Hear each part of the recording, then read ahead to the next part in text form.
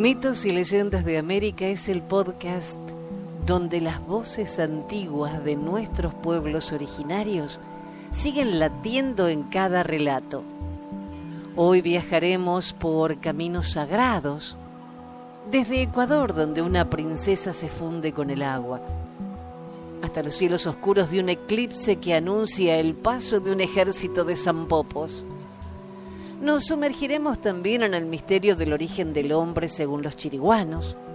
Volaremos con una serpiente alada y nos perderemos en los bosques junto al nahuel y un hombre sin rumbo.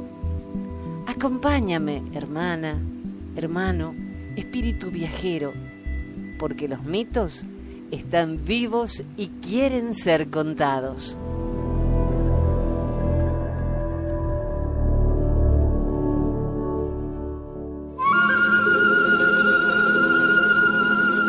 De cuentos, leyendas y tradiciones del Ecuador, Daniel Edith Montesé recopila esta leyenda, la princesa Súa y el príncipe Tonsupa. Había una vez, hace mucho tiempo, una tribu de personas amables, sensatas y caritativas que siempre respetaban las leyes y reglamentos que tenían. Allí vivía una princesa llamada Súa, una mujer muy hermosa con ojos negros, de mirada cautivadora, cabello largo y rizado de color oscuro e intenso, así como las noches sin estrellas, una piel tersa y suave como la seda y una figura esbelta. Por esas cualidades era la mujer más deseada de la tribu y todos los hombres se sentían atraídos por su belleza. No muy lejos de ese lugar existía otra tribu que se dedicaba a cazar sus alimentos y a respetar su cultura y a sus dioses. Ahí había un príncipe, hijo único de los líderes y querido por todos. Esperaban que al crecer fuera un buen gobernante y sobre todo un buen luchador. Lo llamaron Tonsupa y era un hombre fuerte, alto, apuesto, sensible y respetuoso. Cualidades que provocaba que todas las mujeres de su tribu desearan casarse con él. La princesa Súa siempre tenía un lugar especial donde se alejaba de la rutina. Allí podía pensar, razonar y tener sus propias opiniones. Era un lugar no muy apartado de su pueblo, lleno de magia y esperanza. Una noche, cuando las tribus de forma independiente celebraban sus fiestas religiosas y veneraban a sus dioses, la princesa, muy aburrida, se escapó a su lugar especial para ver las estrellas y contemplar su belleza. Por otra parte, el príncipe Tonsupa no tenía un lugar especial, pero también decidió alejarse de su tribu. Súa estaba situada en el filo de una hermosa laguna, viendo la hermosura de la noche, cuando de repente escuchó el sonido de unos pasos que se acercaban. Se dio la vuelta y observó la silueta de un hombre como ninguno. Era el príncipe Tonsupa. Él se quedó paralizado al ver tanta belleza y por ende decidió saber más de ella. Conversaron horas y horas hasta que lamentablemente Súa tuvo que irse, ya que había pasado mucho tiempo fuera de su tribu y su padre se comenzaba a preocupar. Después de esa noche, Tonsupa quedó encantado. Y ni se diga la princesa, que también quedó totalmente flechada. Desde ese momento, sus corazones fueron un solo latir. Todas las noches se veían escondidas en un lugar alejado de sus poblados, pues su amor no podía ser, ya que cada tribu tenía sus reglas, y una de ellas era que los herederos se debían casar con la persona que el líder creyera conveniente. El padre de la princesa Súa no le permitiría tener un novio que no fuese un hombre de su misma tribu. Por esa razón no podían sacar su amor a la luz. El príncipe Tonsupa no era un hombre de buen linaje según la cultura contraria. Fue así como su amor creció más y más, ya que compartían alegrías, emociones y sobre todo sentimientos. En cierta ocasión llegó un barco de españoles para invadir el territorio donde se encontraban las tribus de la princesa Súa y del príncipe Tonsupa, razón por la cual este tuvo que partir a luchar en la pampa del río Tiaúne. Pasaron muchos meses y la princesa Súa seguía con su amor más vivo que nunca. Esperaba y esperaba, sin una señal del hombre de su vida. Una tarde se encontraba encima de una piedra observando el paisaje, cuando de repente se le acercó un soldado. Ella se emocionó al verlo y buscó desesperadamente a su príncipe, pero lo que no sabía era que traía una mala noticia. El soldado se sentó a su lado, la tranquilizó y le explicó que el príncipe Tonsupa, en una batalla muy reñida, había muerto. Esto destrozó por completo a la princesa, pero lo que ella no sabía era que todo era una gran mentira, porque el soldado se había enamorado de ella. Fuerte fue el dolor que atrapó a la princesa, lo que la llevó a tomar una decisión muy triste y desgarradora. Decidió lanzarse de aquel peñón, el lugar donde se habían visto por primera vez, donde vieron su amor crecer, donde quebrantaban las leyes de sus tribus con tal de ser felices. Al lanzarse recordó cada momento que vivieron juntos, cada risa, cada conversación. Cuando el príncipe Tonsupa regresó de la batalla, ansioso por ver al amor de su vida, por besarla, abrazarla, formar una familia y casarse con ella, a pesar de las creencias de sus tribus, se enteró de la terrible noticia. Decepcionado, decidió también lanzarse del mismo peñón para poder estar con ella en la vida espiritual y no permitir que muriera su amor. A causa de esta historia de amor sufrido, a la tribu de la princesa se le puso el nombre de Súa y a la del príncipe el nombre de Tonsupa. A la peña de la que se lanzaron, que era el lugar donde también se encontraban para llevar a cabo su amor, le dieron el nombre de El Peñón del Suicidio. Se dice que en las noches de luna plateada se ven las siluetas de los dos lanzándose al mar, ya que la naturaleza los muestra como ejemplo de un amor verdadero.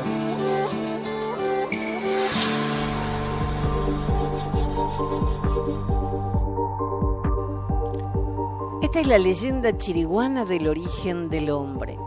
Los chiriguanos son un grupo de lengua tupí-guaraní que desde el Amazonas ocuparon sectores de Paraguay, Bolivia y Argentina.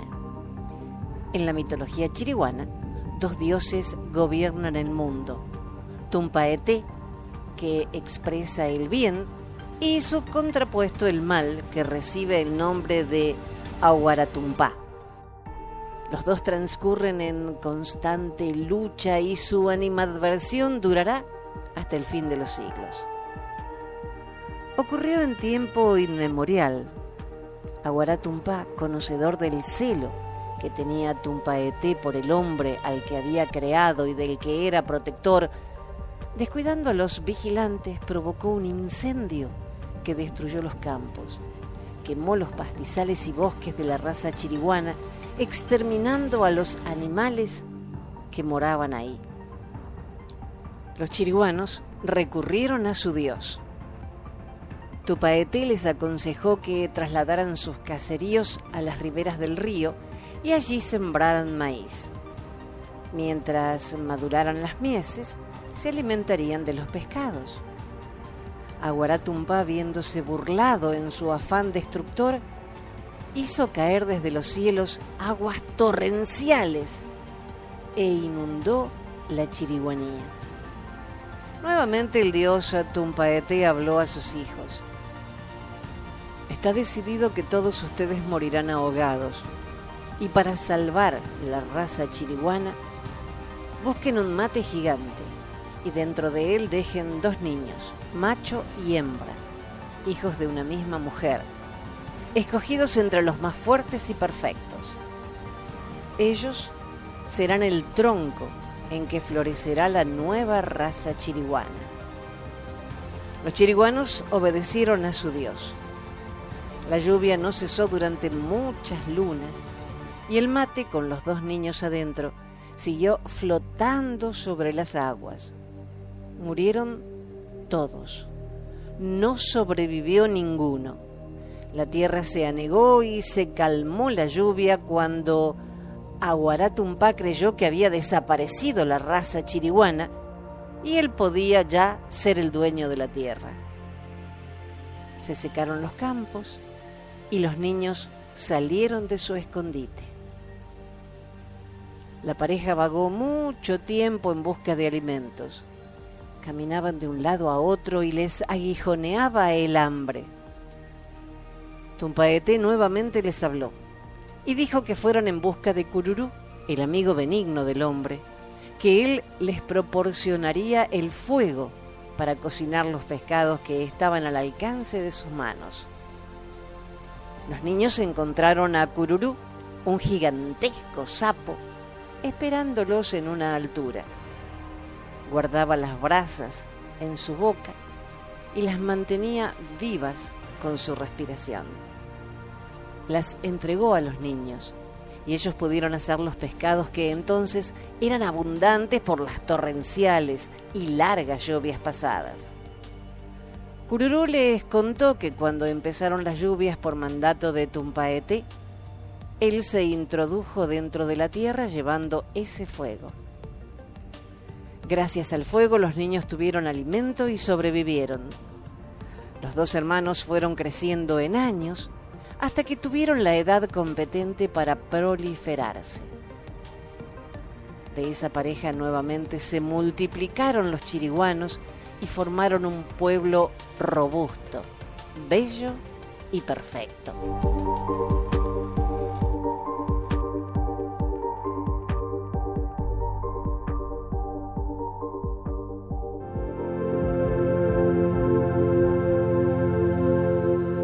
Cuenta una leyenda que hace mucho tiempo vivía en la zona en donde ahora se encuentra el hermoso cenote de Chenja, un joven con su mujer. El joven había vivido hasta hacía poco con sus padres, un poco más abajo, pero al conocer a la muchacha se casó y comenzó a vivir por su cuenta. Al joven no le iba nada mal el cultivo y consiguió vivir con holgura, además de tener alimento de sobra. Pero su padre murió y su madre quedó sola. La viuda comenzó a tener problemas para mantener sus sembrados y pronto se quedó sin alimento. Así que subió a casa de su hijo a pedirle un poco de maíz. Su hijo le dio un poco, pero protestó bastante al hacerlo. Y a los pocos días, al ver que su madre regresaba por más, escondió todo lo que tenía y le dijo que no le quedaba maíz para darle. La pobre mujer se fue muy apenada, consciente de que su hijo le mentía, ya que se podía ver desde afuera el campo próspero, repleto de mazorcas. Ante este gesto, los dioses decidieron castigarlo, abriendo un profundo cenote en donde estaba su casa. La vivienda se hundió en las aguas y el joven fue convertido en una serpiente con alas. Se cuenta que en las noches de luna llena se puede ver en ocasiones a la serpiente alada volar por la zona del cenote sin descanso, y que en días en los que el agua del cenote de Chenja es tan cristalinas, puede intuirse en el fondo algunos restos de la vivienda.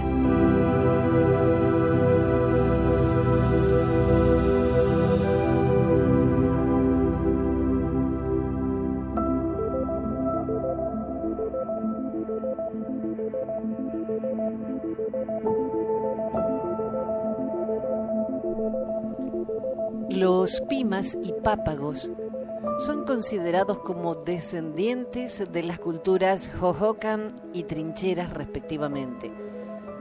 Fueron llamados en su conjunto como pimas por los españoles. La frase pima significa no hay, no existe, no tengo o probablemente no entiendo, vocablo con el que los indígenas respondían a los españoles cuando le preguntaban algo. Los pimas se nombran a sí mismos Oob, que significa la gente, el pueblo. Al este de Phoenix, cerca de Apache Junction, Arizona, una formación volcánica domina el valle del río Salado.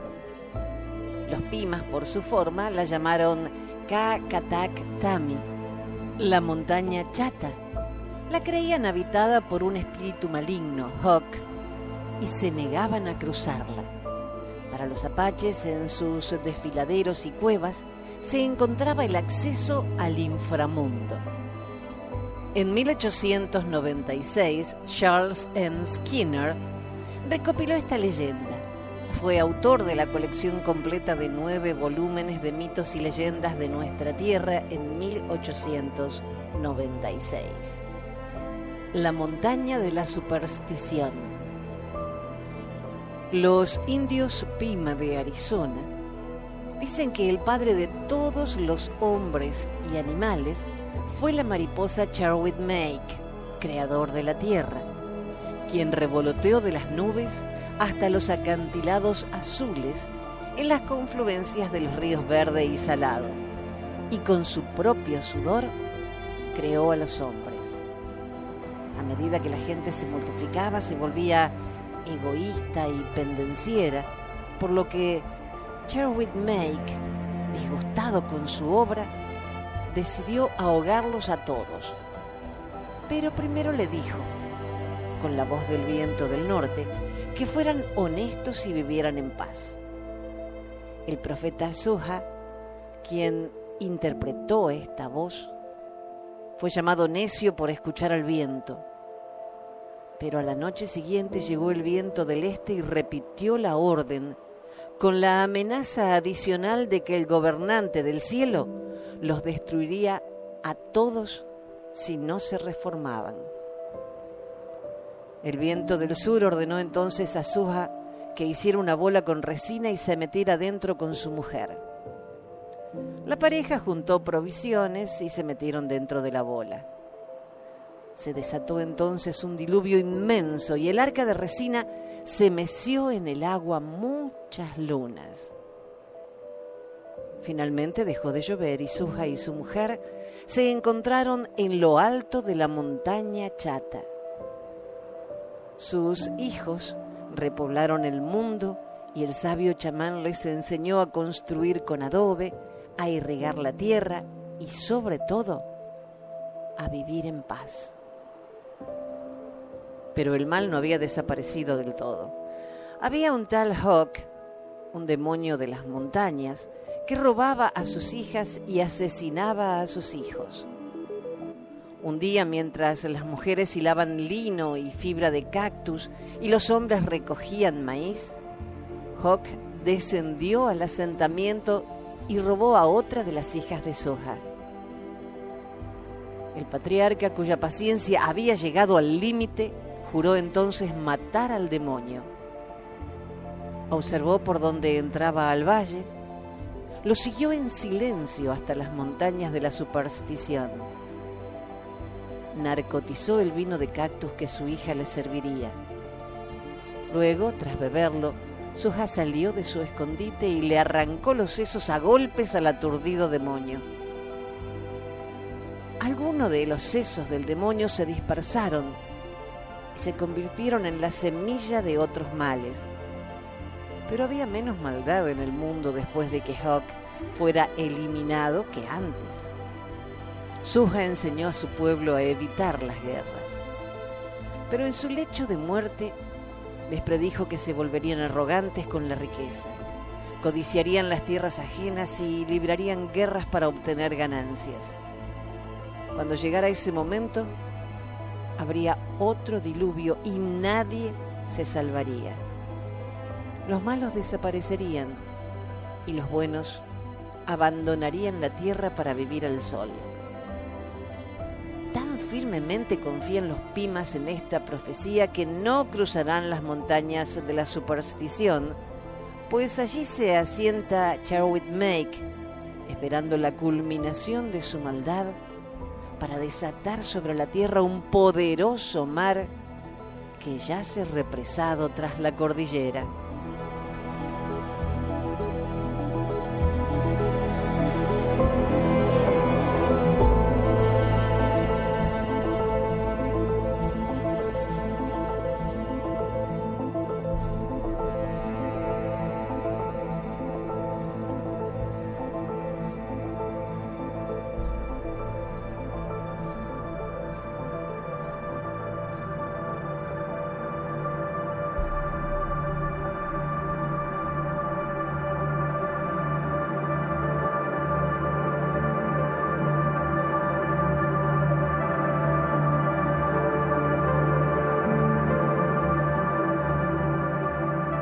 Los mayas sentían auténtico pánico ante los eclipses. Pensaban que se trataba de un conflicto entre la luna y el sol, y que la luna, celosa o vengativa, lo mordía. De ahí esta metáfora con las hormigas que muerden las hojas en forma de media luna. El dios sol, Kinichahu, era para los mayas el símbolo de vida, y que la luna le mordiera significaba un posible fin del mundo. Por eso representaron tantas veces entre sus dibujos este increíble espectáculo de la naturaleza, que no podía ser más que un mal augurio, como una inminente sequía o una catástrofe natural cercana. El dios Sol, Kinichahu, era para los mayas el símbolo de vida, y que la luna le mordiera significaba un posible fin del mundo. El tema de los animales devorando al sol ha sido recogido en muchas culturas. Por ejemplo, entre los vikingos pensaban que eran los lobos quienes mordían el sol y originaban el eclipse, mientras que en Vietnam pensaban que se trataba de un sapo. Esta es la leyenda maya del eclipse y el sampopo, una especie de hormiga cortadora de hojas.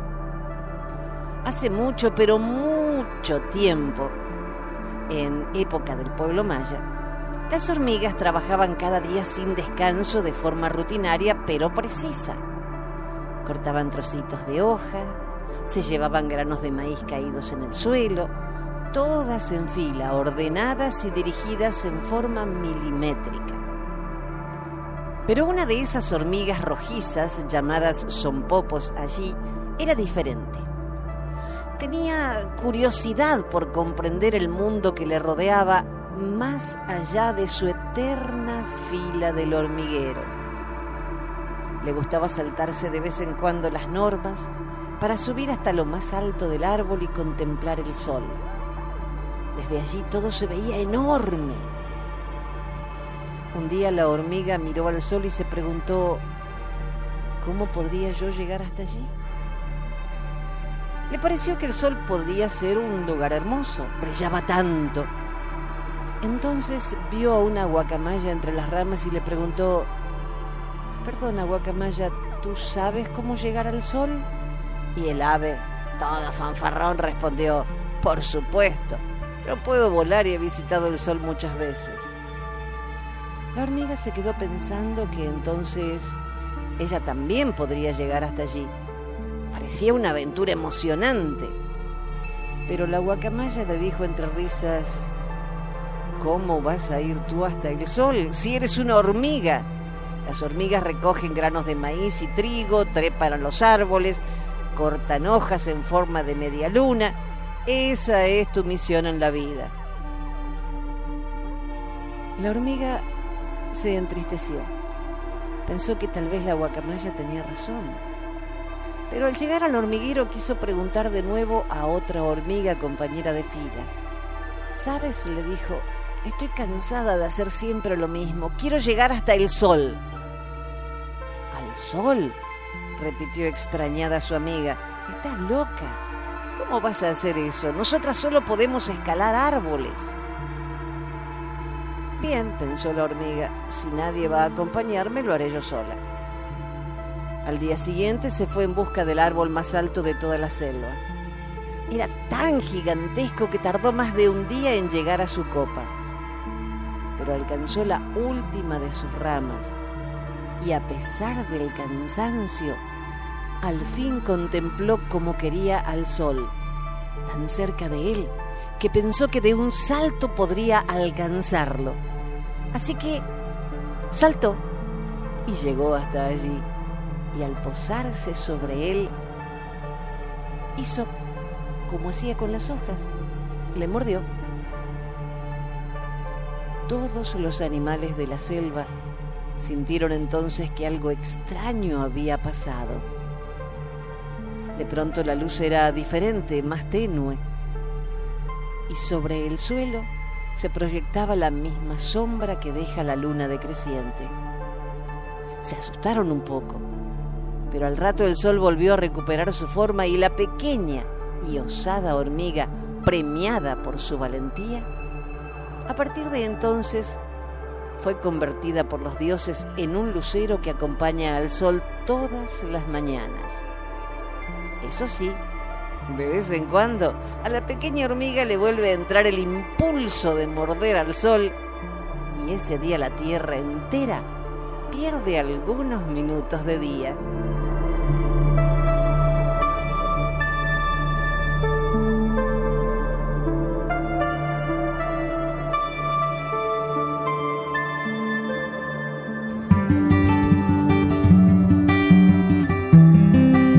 Animales y humanos son hermanos entre los que puede fluir la empatía y surgir la solidaridad.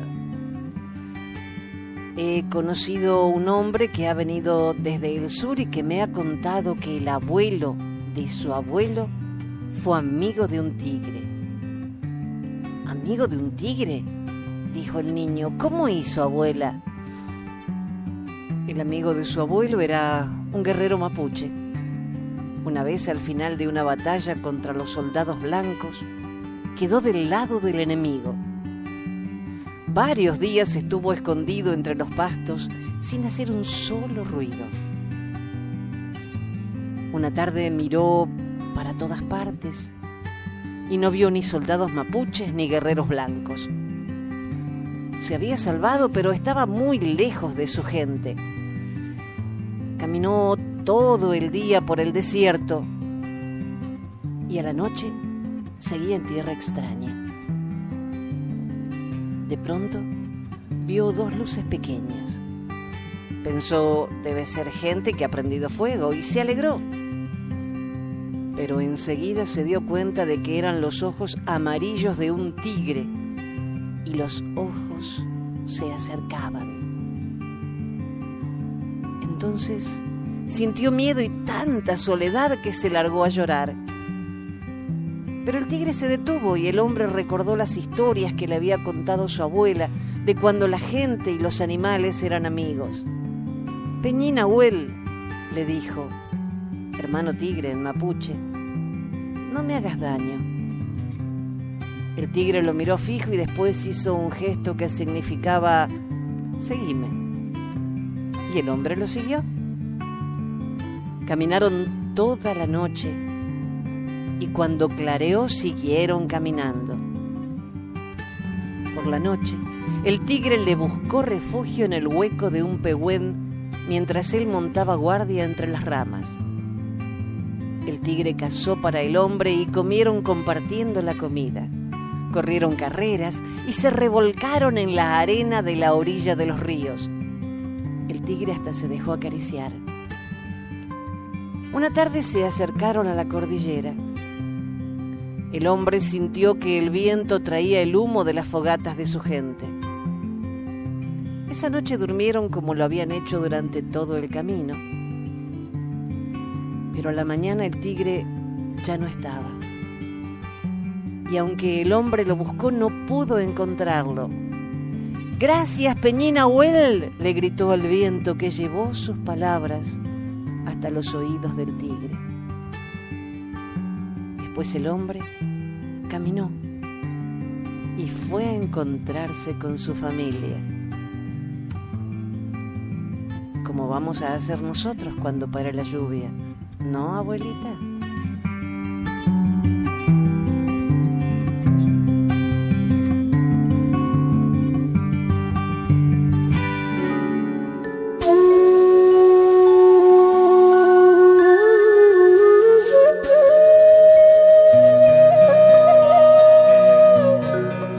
Así, entre eclipses que oscurecen el mundo y serpientes que lo iluminan con su vuelo, llegamos al final de nuestro recorrido. Gracias por dejar que estas leyendas ancestrales vuelvan a respirar a través de tu escucha. Si te emocionó, si algo resonó en tu alma, compártelo, suscríbete, deja tu comentario o simplemente vuelve a encontrarte con nosotros en el próximo episodio. Hasta entonces, que la luna te guíe y los ancestros te abracen.